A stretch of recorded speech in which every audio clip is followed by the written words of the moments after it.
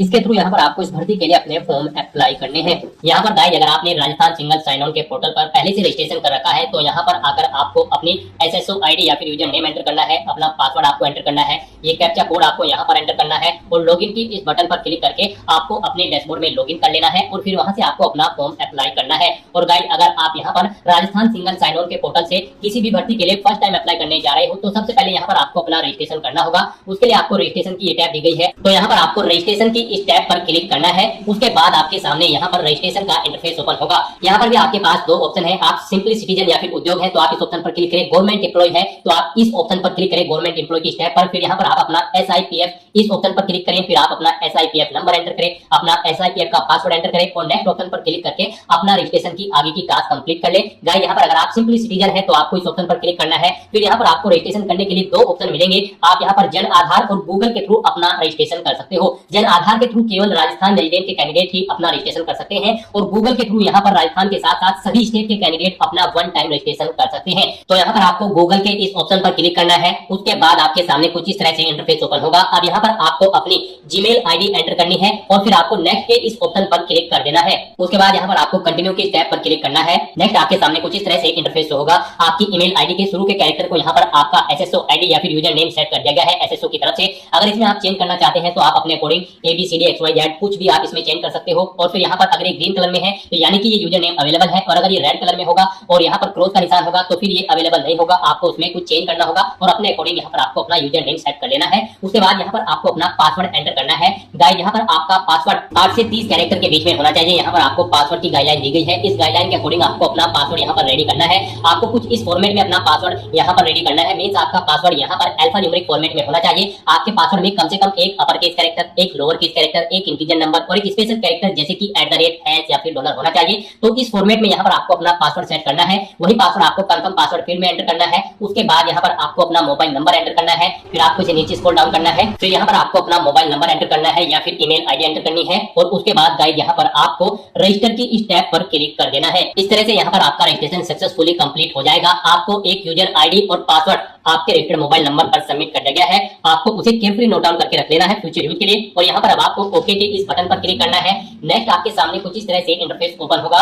Guys यहाँ पर अब आपको अपनी एसएसओ आईडी या फिर यूजर नेम एंटर करना है। उसके बाद आपको अपना पासवर्ड एंटर करना है जो आपके मोबाइल नंबर पर आया है या फिर आपने जो क्रिएट किया है। उसके बाद आपको ये कैप्चा कोड यहाँ पर एंटर करना है और फिर आपको यहाँ पर लॉगिन की इस टैब पर क्लिक कर देना है। और गाइस यहाँ पर अगर आप अपनी एसएसओ आईडी भूल गए हैं या फिर पासवर्ड भूल गए हैं तो यहाँ पर आप I forget my digital identity SSO ID के सामने क्लिक करके इस लिंक पर क्लिक करें और फिर यहाँ पर आप अपनी बेसिक डिटेल्स प्रोवाइड करते हुए अपनी एसएसओ आईडी गेट कर लें। पासवर्ड भूल चुके हैं तो उसके लिए भी आप क्लिक करके इस लिंक पर क्लिक करके अपना पासवर्ड गेट कर सकते हैं। अगर मल्टीपल एसएसओ आईडी है तो आप क्लिक है टू मर्ज इस ऑप्शन पर क्लिक करके अपनी एसएसओ आईडी यहाँ पर मर्ज कर सकते हैं। तो बस यहाँ पर अब आपको अपनी यूजर आईडी और पासवर्ड एंटर करके और ये कैप्चा कोड एंटर करके अपने डैशबोर्ड में लॉगिन करना है। नेक्स्ट आपके सामने कुछ इस तरह से इंटरफेस ओपन होगा। गाइस यहाँ पर अब आपको अपनी प्रोफाइल अपडेट करनी है। सबसे पहले यहाँ पर अगर आप अपना फोटो ऐड करना चाहते हैं तो आप इस फोटो पर क्लिक करें, फिर यहाँ पर आप इस फोटो पर क्लिक करें। उसके बाद यहाँ पर आप इस ऑप्शन पर क्लिक करें और अपना फोटो सिलेक्ट करके यहाँ पर आप उसे अपडेट कर सकते हैं। अपना प्रोफाइल फोटो यानी कि आप यहाँ पर सेट कर सकते हो। उसके बाद यहाँ पर आप अपना फर्स्ट नेम चेंज करना चाहते हैं तो इसे आप चेंज कर सकते हैं।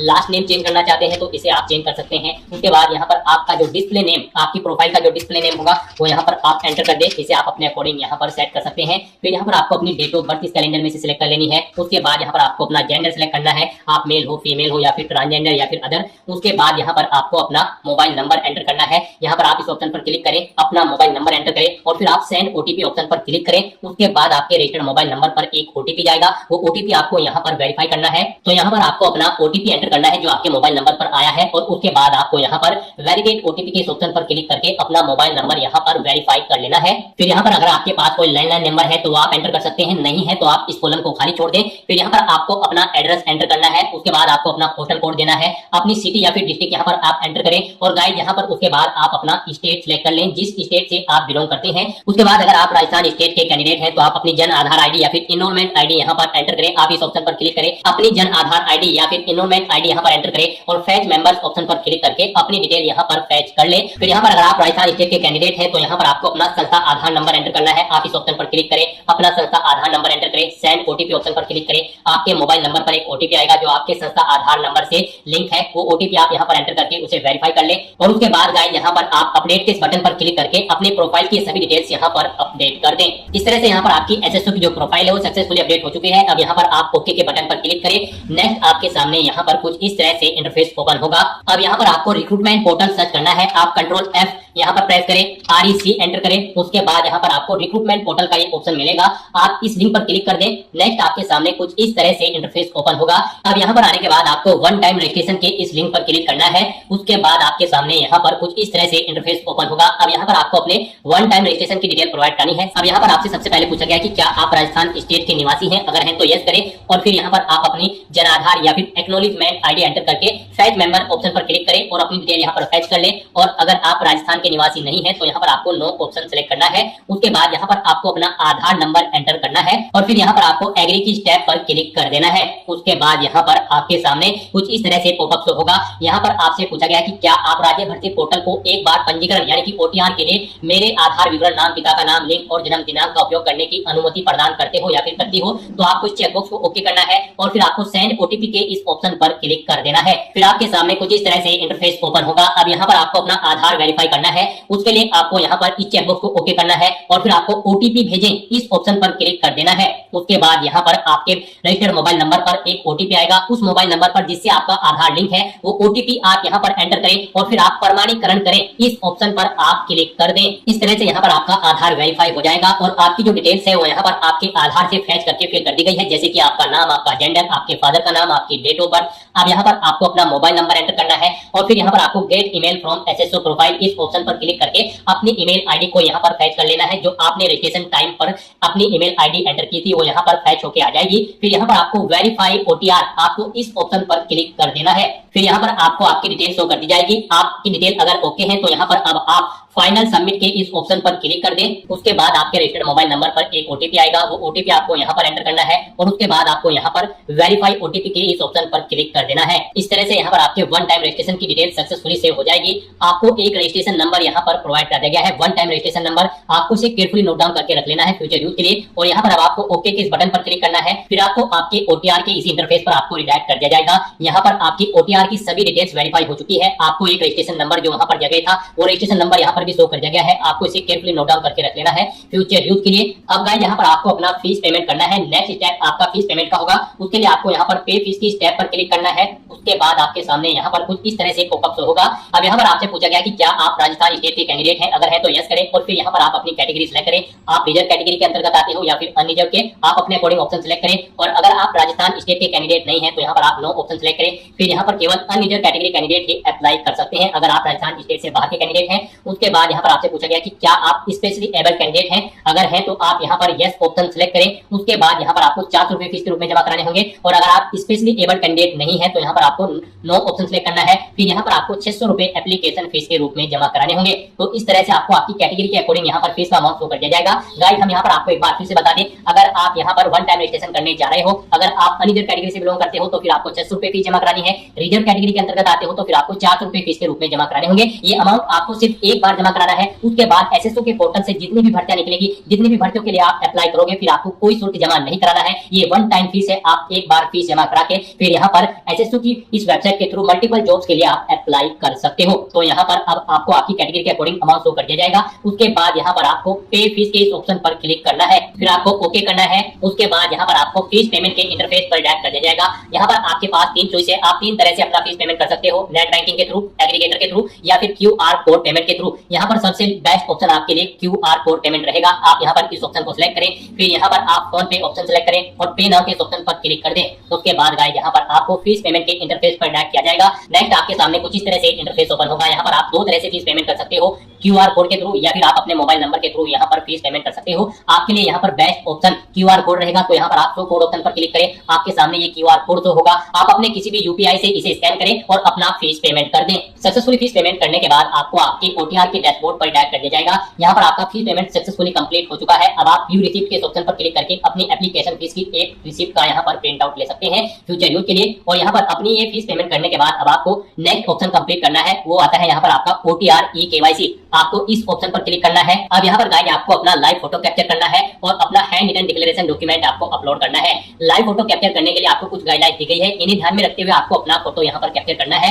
यहाँ पर 5 सेकंड के टाइमर के पश्चात अभ्यर्थी अपनी पलक 2-3 बार झपकाए। यदि आपकी फोटो बंद आंखों के साथ कैप्चर हुई है तो आप दोबारा से अपनी फोटो कैप्चर करें और फोटो कैप्चर करते समय आपको कैमरे की तरफ देखना है। अगर आप चश्मे का इस्तेमाल करते हैं तो आप अपना फोटो चश्मे के साथ ही लें, परंतु इस बात का ध्यान रखें कि चश्मे पर रोशनी के कारण फोटो अस्पष्ट अथवा चमक के साथ कैप्चर ना हो, बिल्कुल साफ फोटो आपका होना चाहिए। साथ ही साथ यहाँ पर अभ्यर्थियों को सुनिश्चित करना होगा कि लाइव फोटो साफ एवं पर्याप्त रोशनी में पृष्ठभूमि के साथ दी गई हो। धुंधली अथवा अंधकार में फोटो यहाँ पर एक्सेप्ट नहीं होगी। गाइस यहाँ पर अगर आपका फोटो स्पष्ट नहीं है तो आप बार बार अपना फोटो कैप्चर कर सकते हैं, परंतु एक बात आपको याद रखनी है, ओटीपी के माध्यम से वेरिफिकेशन के पश्चात फाइनल सबमिट किए जाने के बाद आपको अवसर नहीं मिलेगा। उससे पहले ही आपको अपना फोटो यहाँ पर कैप्चर कर लेना है, फिर आप चेंज नहीं कर पाओगे। तो यहाँ पर इन दिशा निर्देश को रीड करने के बाद आपको इस चेकबॉक्स को ओके करना है। उसके बाद आपको टेक फोटो इस ऑप्शन पर क्लिक करना है। तो यहाँ पर अपना फोटो कैप्चर करने के बाद फिर आपको अपना handwritten declaration document upload करना है। उसके लिए यहाँ पर आपको फॉर्मेट दिया गया है, आप सैंपल फाइल के इस लिंक पर क्लिक करें। नेक्स्ट आपके सामने यहाँ पर ये पीडीएफ ओपन हो जाएगी। गाइस यहाँ पर आपको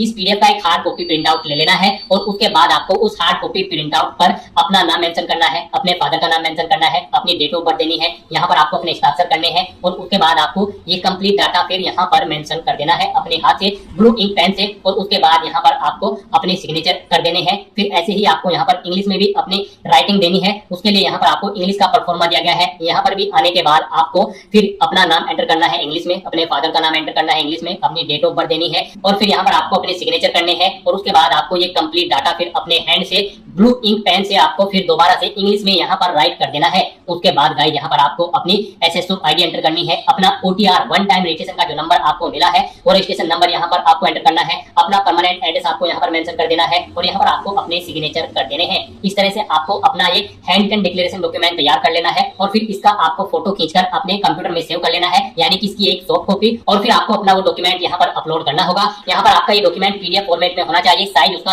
100 से 200 केबी के बीच में होना चाहिए। तो यहाँ पर आपको चूज फाइल बटन पर क्लिक करना है, फाइल को सिलेक्ट करना है और अपना ये हैंड रिटन डिक्लेरेशन डॉक्यूमेंट यहाँ पर अपलोड कर देना है। गाइस हम आपको सैंपल के तौर पर दिखा रहे हैं, कुछ इस तरह से यहाँ पर आपको अपना हैंड रिटन डिक्लेरेशन डॉक्यूमेंट तैयार करना है और फिर इसे आपको अपलोड कर देना है। अपना फोटो अपलोड करने के बाद और हैंड रिटन डिक्लेरेशन अपलोड करने के बाद अब आपको सबमिट ई केवाईसी की इस टैब पर क्लिक करना है। उसके बाद में आपको इन चेक बॉक्सेस को ओके करना है और सेंड ओटीपी की टैब पर क्लिक कर देना है। एक ओटीपी आपके मोबाइल नंबर और ईमेल एड्रेस पर सबमिट किया गया है, वो ओटीपी आपको इस बॉक्स में एंटर करना होगा और फाइनल सबमिट की इस टैब पर क्लिक कर देना होगा। इस तरह से आपकी ओटीआर ई केवाईसी कंप्लीट हो चुकी है। तो यहाँ पर अब आपके तीनों स्टेप कंप्लीट हो चुके हैं, आपकी प्रोफाइल यहाँ पर अपडेट हो चुकी है, फीस पेमेंट आप कर चुके हो, अपनी ई केवाईसी आप कंप्लीट कर चुके हो। अब यहाँ पर आकर आपको होम के इस लिंक पर क्लिक कर देना है। उसके बाद यहाँ पर आपको आपके डैशबोर्ड में डायरेक्ट कर दिया जाएगा। अब यहाँ पर आपको ऑनगोइंग रिक्रूटमेंट सेक्शन में sub inspector COMP exam 2025 RPSC के सामने अप्लाई नाउ के इस लिंक पर क्लिक कर देना है इस भर्ती पर अप्लाई करने के लिए।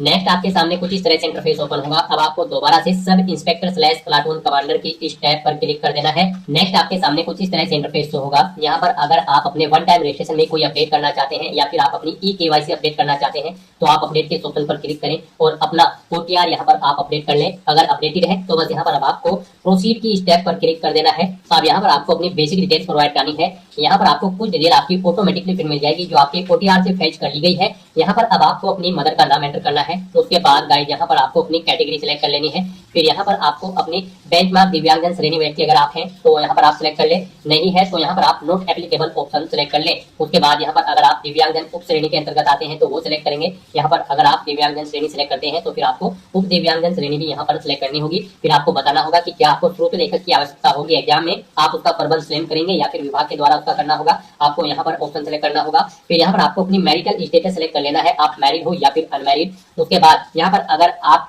मैरिड हो तो और अगर आपके जीवन साथियों की मृत्यु हो चुकी है तो उसकी तिथि यहाँ पर आपको सिलेक्ट करनी होगी। यहाँ पर आपको अपनी डिटेल देनी होगी मैरिड की। और अगर आप अनमैरिड हो तो फिर आपको ये कॉलम्स यहाँ पर डिसेबल कर दिए जाएंगे। आपको अपने जीवन साथी का नाम भी देना होगा। अगर आप मैरिड हो, नहीं हो तो आपके सामने कॉलम यहाँ पर डिसेबल कर दिए जाएंगे। फिर यहाँ पर आपको अपने जीवित बालकों की संख्या देनी है। अगर आप मैरिड है कितने आपके बालक है, नहीं है और आप अनमैरिड भी है तो फिर यहाँ पर आपको 00 एंटर कर देना है। उसके बाद आपको इस पेज को नीचे स्क्रॉल डाउन करना है। फिर यहाँ पर अगर आप अपना व्हाट्सएप मोबाइल नंबर देना चाहते हैं तो आप एंटर कर दे, नहीं देना चाहते हैं तो इस कॉलम को खाली छोड़ दे। आपके पास पासपोर्ट है तो उसका नंबर आप दे सकते हैं, जन आधार आईडी यहाँ पर आप एंटर कर सकते हैं। नहीं करना चाहते हैं तो आप इन कॉलम को खाली छोड़ सकते हैं। उसके बाद यहाँ पर आपसे पूछा गया है कि क्या आप राजस्थान के अनुसूचित क्षेत्र से संबंधित है, अगर है तो यहाँ पर आप यस करेंगे। अगर आप राजस्थान स्टेट से बिलोंग करते होंगे और अगर आप राजस्थान स्टेट से बाहर के कैंडिडेट हैं तो फिर यहाँ पर आपके सामने केवल नो का ऑप्शन आएगा। अगर आप राजस्थान से बिलोंग करते हैं तो फिर आपके सामने यहाँ पर यस या नो का ऑप्शन शो होगा। तो उसके बाद गाइज यहाँ पर आपको अपना कोरोस्पोंडेंस एड्रेस एंटर कर देना है और फिर गाइज आपको यहाँ पर नेक्स्ट इस ऑप्शन पर क्लिक कर देना है। नेक्स्ट यहाँ पर आपको अपनी पर्सनल डिटेल प्रोवाइड करनी है। सबसे पहले यहाँ पर आपको अपनी नेशनलिटी सेलेक्ट कर लेनी है, फिर आपको अपना होम स्टेट यहाँ पर सिलेक्ट कर लेना है और फिर उसके बाद यहाँ पर आपको अपना जिला सिलेक्ट कर लेना है। उसके बाद यहाँ पर आपको अपना ब्लॉक सिलेक्ट करना है, तहसील सिलेक्ट करनी है, विलेज यहाँ पर आपको सिलेक्ट कर लेना है। फिर आपसे पूछा गया है कि क्या यहाँ पर आप इंडिया के बाहर से स्थापित हुए हैं, अगर हुए हैं तो आप यस करेंगे और किस कंट्री से हुए हैं वो आप सिलेक्ट करेंगे, नहीं हुए हैं यानी कि आप इंडिया के हैं तो आप नो ऑप्शन सिलेक्ट कर लेंगे। उसके बाद आपसे पूछा गया है कि क्या आप भूतपूर्व सैनिक हैं, अगर है तो आप यस करेंगे और फिर सर्विस स्टेटस देंगे। यहाँ पर आपके पास एनओसी ले रखी है आपने या फिर आप रिटायर्ड है तो पीपीओ नंबर देंगे, रिटायरमेंट की डेट यहाँ पर आप देंगे और अगर आपने एनओसी ले रखी है तो फिर आप एनओसी लेटर नंबर देंगे, डेट ऑफ एनओसी यहाँ पर आप सिलेक्ट कर लेंगे। और अगर आपकी एक सर्विसमैन कैंडिडेट नहीं है तो सिंपली यहाँ पर आप नो ऑप्शन सिलेक्ट करें, आगे की डिटेल फिर आपको डिसेबल्ड कर दी जाएगी, नहीं देनी है। फिर आपसे पूछा गया कि क्या आप स्पोर्ट पर्सन है, अगर है तो आप यस करेंगे और फिर यहाँ पर आप टाइप सेलेक्ट करेंगे अपने स्पोर्ट का, आपने नेशनल लेवल पर तो नेशनल लेवल के आप स्पोर्ट पर्सन है या फिर इंटरनेशनल, आप अपने अकॉर्डिंग यहाँ पर ऑप्शन सेलेक्ट करें और फिर उसकी डिटेल यहाँ पर प्रोवाइड करें। जैसे कि गेम का नाम यहाँ पर आपको देना है, संस्था का नाम देना है जिससे आपने गेम खेला है, भागीदारी का वर्ष देना है, टूर्नामेंट का प्रकार आपको सिलेक्ट कर लेना है, वो इंडिविजुअल था या टीम प्लेयर, फिर क्या आप विजेता है या प्रतिभागी है, फिर क्या आपने राष्ट्रीय टूर्नामेंट में पदक जीता है, यहाँ पर मेडल का प्रकार आपको सिलेक्ट करना होगा अगर आपने मेडल जीता होगा। इस तरह से यहाँ पर आपको अपने स्पोर्ट की डिटेल देनी होगी और अगर आप स्पोर्ट पर्सन नहीं है तो सिंपली यहाँ पर आप नो ऑप्शन सिलेक्ट करें, फिर आगे की डिटेल आपको प्रोवाइड नहीं करानी है। तो उसके बाद आपसे पूछा गया कि क्या आप एनसीसी कैडेट प्रशिक्षक हैं, अगर है तो आप यस करेंगे और फिर किस डेट से किस डेट तक है वो डेट आप सिलेक्ट करेंगे, नहीं है तो आप नो ऑप्शन सिलेक्ट करें। उसके बाद यहाँ पर आपसे पूछा गया कि क्या आप भूतपूर्व कैदी हैं, अगर है तो आप यस करेंगे, फिर यहाँ पर आप डेट सिलेक्ट करेंगे कब से कब तक आप कैदी थे, नहीं है तो आप नो ऑप्शन सिलेक्ट करेंगे। फिर यहाँ पर आपसे पूछा गया है कि क्या आप मौजूदा सरकारी विभाग या फिर सार्वजनिक उपक्रम कर्मचारी हैं, अगर है तो आप यस करेंगे और फिर यहाँ पर आपको बताना होगा किसमें आप सर्विस करते हैं, सेंट्रल में या फिर अदर स्टेट में या फिर राजस्थान स्टेट या फिर राजस्थान स्टेट पंचायत समिति, यहाँ से आप अपने अकॉर्डिंग ऑप्शन सिलेक्ट करें और नहीं है तो आप नो ऑप्शन सिलेक्ट करेंगे। फिर यहाँ पर अगर आप राजस्थान के गवर्नमेंट एम्प्लॉय हैं तो आपको अपनी सब कैटेगरी यहाँ पर सिलेक्ट करनी होगी, ऑर्गेनाइजेशन का नाम देना होगा जिसमें आप कार्यरत थे, नहीं है तो फिर यहाँ पर आप इन ऑप्शन को ऐसे ही छोड़ दें। फिर यहाँ पर आपको अपनी पोस्ट डेजिग्नेशन भी देनी होगी, अगर आप यहाँ पर एम्प्लॉय हैं, अपॉइंटमेंट डेट भी देनी होगी, नहीं है तो आप इन कॉलम्स को ऐसे ही खाली छोड़ दें। फिर यहाँ पर आपको अपनी एडिशनल कैटेगरी सिलेक्ट करनी है, अगर आप यहाँ पर रिलीज इमरजेंसी कमीशन से हैं तो इस ऑप्शन को सिलेक्ट करें, रिजर्व आर्मी पर्सनल कैंडिडेट है तो आप इस ऑप्शन को क्लिक करें, नहीं है तो इन ऑप्शन को ऐसे ही खाली छोड़ दें। और फिर गाइस यहाँ पर अपनी सभी डिटेल्स फिल करने के बाद आपको नेक्स्ट इस ऑप्शन पर क्लिक कर देना है। नेक्स्ट यहाँ पर आपको अपनी एजुकेशनल क्वालिफिकेशन की डिटेल प्रोवाइड करनी है। इसके लिए गाइस यहाँ पर अब आपको सबसे पहले चेकबॉक्स को ओके करना है और फिर यहाँ पर आपको अपनी क्वालिफिकेशन की डिटेल प्रोवाइड करनी है। इस भर्ती में पार्टिसिपेट करने के लिए आपके पास ग्रेजुएट डिग्री होनी चाहिए किसी भी रिलेवेंट डिसिप्लिन के अंतर्गत किसी वेल रिकॉग्नाइज्ड यूनिवर्सिटी से, प्लस यहाँ पर आपको हिंदी रिटन देवनागरी स्क्रिप्ट की नॉलेज होनी चाहिए और राजस्थानी कल्चर की नॉलेज भी आपको होनी चाहिए। तो यहाँ पर क्वालिफिकेशन प्रोवाइड करते हुए सबसे पहले आपको अपनी 10वीं क्लास की डिटेल प्रोवाइड करनी है। यहाँ पर आपको सबसे पहले सब्जेक्ट देने हैं 10वीं क्लास के, जो से सब्जेक्ट आपके पास थे। फिर यहाँ पर आपको अपने बोर्ड का नाम देना है जिससे आपने अपनी 10वीं क्लास पास आउट की है। फिर यहाँ पर आपको अपनी 10वीं क्लास का रोल नंबर एंटर करना है, परीक्षा का परिणाम बताना है वो सीजीपीए में था, ग्रेड में था या फिर परसेंटेज में। तो उसके बाद यहाँ पर आपको पासिंग ईयर सेलेक्ट कर लेना है। फिर यहाँ पर आपको बताना है कितने परसेंट मार्क्स यहाँ पर आपने ऑब्टेन किए हैं 10वीं क्लास में। उसके बाद ऐसे ही यहाँ पर आपको अपनी 12वीं क्लास की डिटेल देनी है। यहाँ पर आपको सब्जेक्ट एंटर करने हैं 12वीं के, बोर्ड का नाम देना है जिससे आपने अपनी 12वीं क्लास पास आउट की है, 12वीं का रोल नंबर यहाँ पर आपको एंटर करना है, रिजल्ट बताना है वो आपका सीजीपीए में था, ग्रेड में या फिर परसेंटेज में। फिर आपको पासिंग ईयर सेलेक्ट कर लेना है 12वीं का, उसकी परसेंटेज यहाँ पर आपको देनी है, 12वीं में कितने परसेंट मार्क्स आपने ऑब्टेन किए थे। फिर यहाँ पर आपको अपनी ग्रेजुएशन की डिटेल प्रोवाइड करनी है या फिर इसके इक्विवेलेंट अगर आपके पास कोई डिग्री है तभी आप यहाँ पर एलिजिबल हो इस भर्ती में पार्टिसिपेट करने के लिए। तो उसकी डिटेल यहाँ पर अब आपको देनी है ग्रेजुएशन या फिर इसके इक्विवेलेंट डिग्री की। यहाँ पर भी आपको सब्जेक्ट देने हैं, ग्रेजुएशन में आपके पास कौन कौन से सब्जेक्ट थे, फिर किस यूनिवर्सिटी से आपने अपनी ग्रेजुएशन पास आउट की है या फिर विद्यालय से, वो यहाँ पर आपको एंटर करना है। अपना ग्रेजुएशन का रोल नंबर यहाँ पर आपको एंटर करना है, रिजल्ट आपका यहाँ पर सीजीपीए में था, ग्रेड में था या फिर परसेंटेज में या फिर अवेटेड है, आप फाइनल ईयर में एप्टेड है तब भी आप अप्लाई कर सकते हो। आप अपने अकॉर्डिंग ऑप्शन सेलेक्ट करें और फिर यहाँ पर आप पासिंग ईयर दे कब आपने अपनी ग्रेजुएशन यहाँ पर पास आउट की है, फिर कितने परसेंट मार्क्स आपने ऑब्टेन किए हैं ग्रेजुएशन में वो यहाँ पर आप एंटर करें। इस तरह से यहाँ पर आपको अपनी क्वालिफिकेशन की डिटेल प्रोवाइड कर देनी है। उसके बाद अगर आपने पोस्ट ग्रेजुएशन या फिर कोई अन्य क्वालिफिकेशन कर रखी है तो उसकी डिटेल भी आप सेम ऐसे ही यहाँ पर प्रोवाइड कर सकते हैं। फिर यहाँ पर गाइड आपसे पूछा गया है कि क्या आपको वर्किंग एक्सपीरियंस है, अगर है तो आप यस करेंगे और अपने एक्सपीरियंस की डिटेल आप यहाँ पर प्रोवाइड कर सकते हैं। यहाँ पर आपको एम्प्लॉयर यानी अपना नाम देना होगा। फिर यहाँ पर आपको अपना रजिस्ट्रेशन नंबर एंटर कर देना है, डेजिग्नेशन देनी है किस पोस्ट पर आप कार्यरत थे, डिपार्टमेंट का नाम देना है जिसमें आप कार्यरत थे, जॉब का नेचर यहाँ पर आपको देना है, कब से कब तक आपने जॉब की है वो डेट आपको सिलेक्ट कर लेनी है। फिर इनके अकॉर्डिंग आपके यहाँ पर वर्किंग एक्सपीरियंस जितना भी होगा ईयर मंथ डेट में वो कैलकुलेट करके आपको शो कर दिया जाएगा। सैलरी आपको देनी है, किस वेतनमान पर आप कार्यरत थे, ग्रेड पे कितना था वो यहाँ पर आपको एंटर कर देना है और ऐड के ऑप्शन पर क्लिक करके अपने एक्सपीरियंस की डिटेल आपको ऐड कर देनी है। एक से ज्यादा जगह वर्किंग एक्सपीरियंस है तो दोबारा से आपको अपने एक्सपीरियंस की डिटेल सेम ऐसे ही यहाँ पर ऐड कर देनी है। और गाइस अगर आपको यहाँ पर एक्सपीरियंस नहीं है तो यहाँ पर इस भर्ती में पार्टिसिपेट करने के लिए कोई एक्सपीरियंस रिक्वायर्ड नहीं है। आपको फिर यहाँ पर अपने एक्सपीरियंस की डिटेल प्रोवाइड करने की जरूरत नहीं होगी, बस यहाँ पर आपको सिंपली नेक्स्ट के इस ऑप्शन पर क्लिक कर देना है। फिर यहाँ पर आपके सामने ये पॉपअप शो होगा। अब आप इन चेक बॉक्सेस को ओके करें और सेंड ओटीपी के इस ऑप्शन पर क्लिक कर दें। फिर आपके रजिस्टर्ड मोबाइल नंबर और ईमेल आईडी पर एक ओटीपी सबमिट किया गया है, वो ओटीपी आपको यहाँ पर एंटर करना है और वेरीफाई ओटीपी के इस ऑप्शन पर क्लिक करते हुए अपना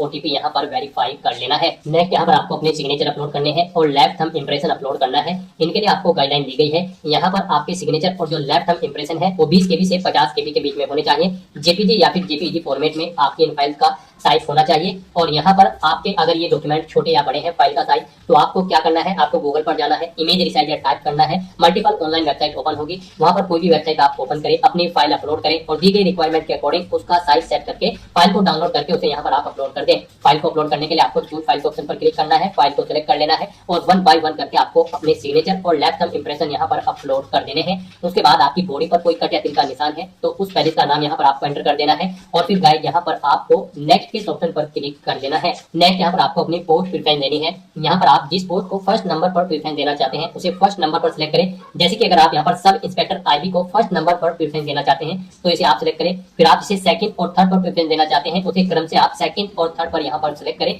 इस तरह से यहाँ पर आपको अपनी पोस्ट प्रेफरेंस दे देनी है और फिर गाइड आपको यहाँ पर नेक्स्ट के ऑप्शन पर क्लिक कर देना है। नेक्स्ट आपको आपके एप्लीकेशन फॉर्म का पूरा प्रीव्यू शो कर दिया गया है। यहाँ पर पीछे जो अब तक आपने डिटेल प्रोवाइड कराई है उसका पूरा प्रीव्यू आपको शो कर दिया गया है। आपको सभी डिटेल केयरफुली चेकआउट करनी है, पेज को नीचे स्क्रॉल डाउन करना है, डिक्लेरेशन सेक्शन में इस चेकबॉक्स को ओके करना है। कहीं पर कोई मिस्टेक है तो आप अपडेट बटन पर क्लिक करके अपडेट कर सकते हैं, नहीं तो गाइस यहाँ पर अब आपको फाइनल सबमिट के इस ऑप्शन पर क्लिक कर देना है। नेक्स्ट आपके सामने ये पॉपअप शो होगा। अब आपको दोबारा से इस चेकबॉक्स को ओके करना है और सेंड ओटीपी के इस ऑप्शन पर क्लिक कर देना है। फिर यहाँ पर आपके रजिस्टर्ड मोबाइल नंबर और ईमेल आईडी पर एक ओटीपी आया होगा, वो ओटीपी आपको यहाँ पर एंटर करना है और वेरीफाई ओटीपी के इस ऑप्शन पर क्लिक कर देना है। इस तरह से यहाँ पर आपका एप्लीकेशन फॉर्म सक्सेसफुली सबमिट हो चुका है। अब आपको यहाँ पर प्रिंटर के इस ऑप्शन पर क्लिक करके अपने एप्लीकेशन फॉर्म का एक हार्ड कॉपी प्रिंट आउट ले लेना है, फ्यूचर यूज के लिए, फ्यूचर रेफरेंस के लिए। और आप अपने डैशबोर्ड में जाकर भी अपने एप्लीकेशन फॉर्म का स्टेटस चेकआउट कर सकते हो कि वो सक्सेसफुली सबमिट हो चुका है या फिर नहीं। उसके लिए यहाँ पर अब आपको माई रिक्रूटमेंट के लिंक पर क्लिक करना है और अपने डैशबोर्ड में जाकर चेकआउट कर लेना है कि आपका एप्लीकेशन फॉर्म सक्सेसफुली सबमिट हो चुका है या फिर नहीं।